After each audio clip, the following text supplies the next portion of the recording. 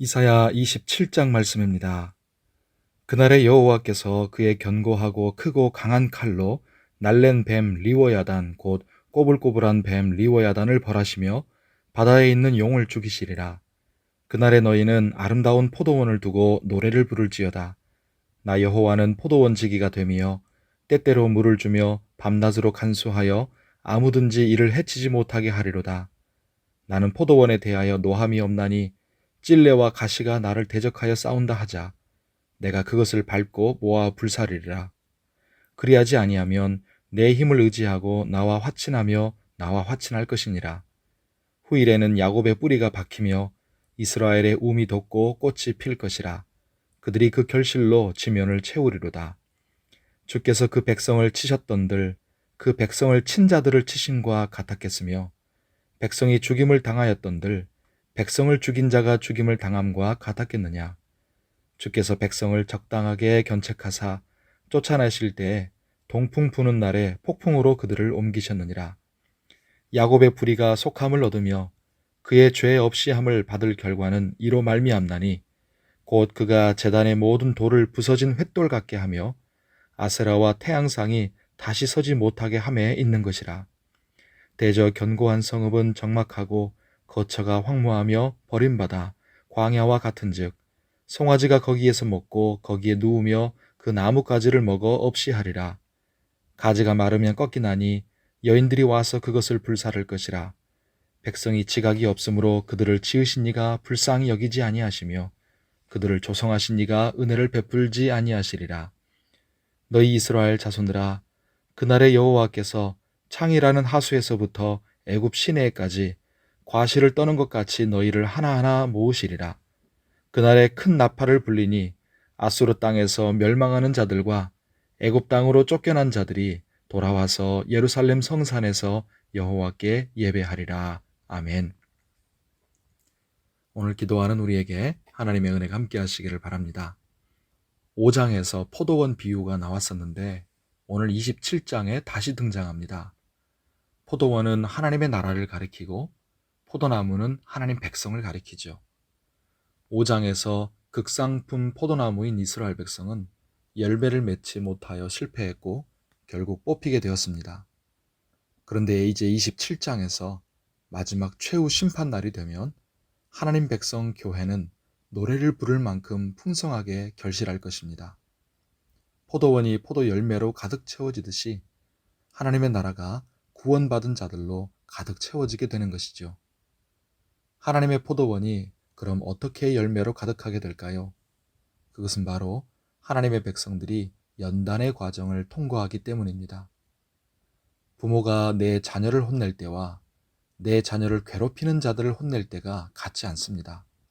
그런 것처럼 하나님이 자기 백성을 치시는 것과 자기 백성을 치는 자들을 치시는 것이 다릅니다. 자기 백성에게는 징계하시는 것이고 자기 백성을 치는 자들에게는 심판하시는 것이지요. 주께서 백성을 적당하게 견책하사라고 말씀합니다. 이런 견책과 징계를 통해 하나님의 백성들은 우상 숭배와 불순종의 죄를 버리고 돌아와서 진정한 하나님의 백성답게 연단되는 것입니다. 때가 되면 하나님은 온 세상을 심판하시는 한편 흩어져 있던 자기 백성을 하나하나 모으시고 회복하실 것입니다. 역사적으로 하나님은 이미 이렇게 하셨었지요. 유다가 멸망하고 바벨론의 포로로 붙잡혀 갔던 자들을 하나님이 귀화한의 나팔 소리로 모으셔서 돌아오게 하셨었습니다.